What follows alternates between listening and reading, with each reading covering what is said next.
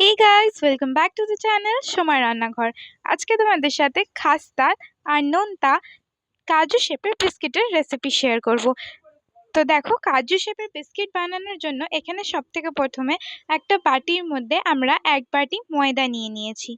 এরপরে দেখো 1 বাটি ময়দা এখানে নেওয়া হয়ে গেছে। তার মধ্যে আমরা এখানে 4-5 চামচের মতো সুজি দিব। দেখো সুজি দেওয়া হচ্ছে।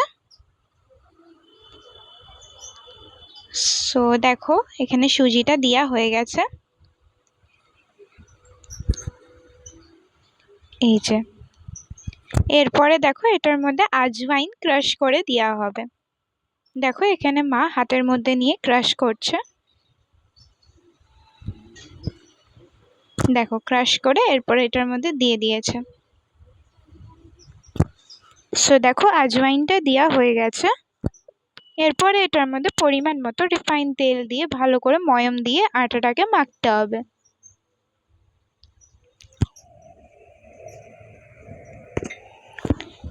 এই দেখো এখানে রিফাইন তেলটাও দেওয়া হচ্ছে।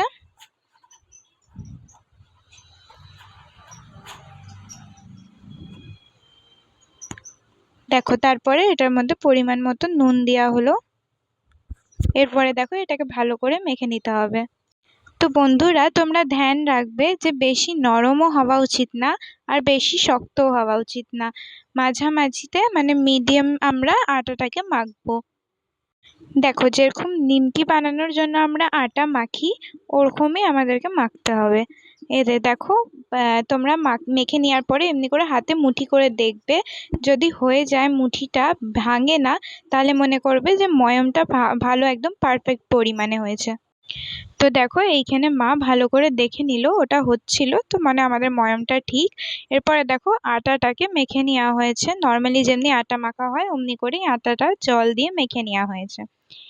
এই যে দেখো কত সুন্দর হয়েছে আটাটা মাখা। এরপরে এটাকে একটা প্লেট দিয়ে ঢেকে সাইডে রেস্ট করার জন্য রেখে দিতে হবে। তারপরে দেখো রেস্টের পরে এই যে আটাটাকে 2 ভাগে ডিভাইড করে নেওয়া হয়েছে। আর এইখানে দেখো কড়াইয়ের মধ্যে তেল গরম করতে দিয়ে নেওয়া হয়েছে।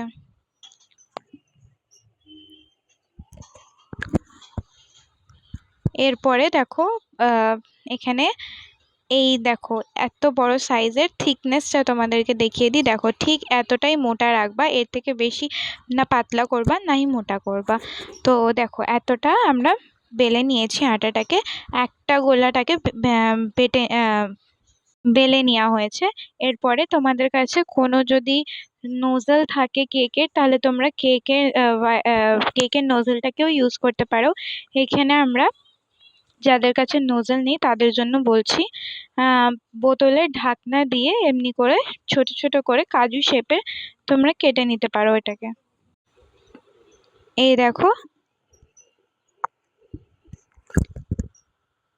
এখানে দেখো ছোট্ট ছোট্ট করে কাজু শেপে কিংবা তোমরা বলতে পারো চাঁদের শেপের কেটে নিতে হবে। দেখো এখানে মা কি সুন্দর করে কেটে নিচ্ছে, দেখতেই পারলে তোমরা। এই যে এই দেখো কতগুলো এখানে কেটে নেওয়া হয়েছে। এমনি করেই সব কটা ছোট্ট ছোট্ট করে কাজু শেপ করে কেটে নিতে হবে।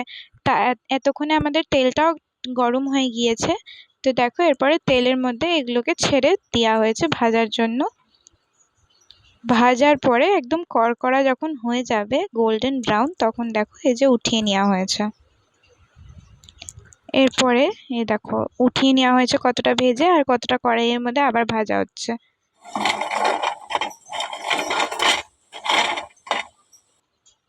তোমরা শুনতেই পারলে, আওয়াজটা তোমাদেরকে শুনিয়ে দিলাম।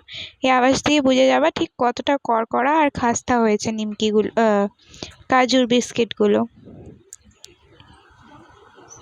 এই দেখো এইখানে করে নেওয়া হচ্ছে।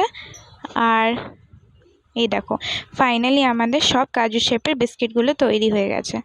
তোমাদেরকে একবার দেখাচ্ছি আওয়াজটা শুনিয়ে কতটা খাস্তা হয়েছে ঠিক।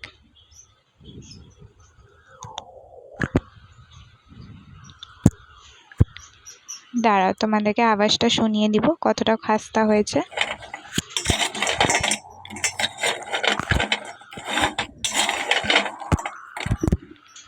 এ দেখো ভেঙেও দেখিয়ে দিলাম।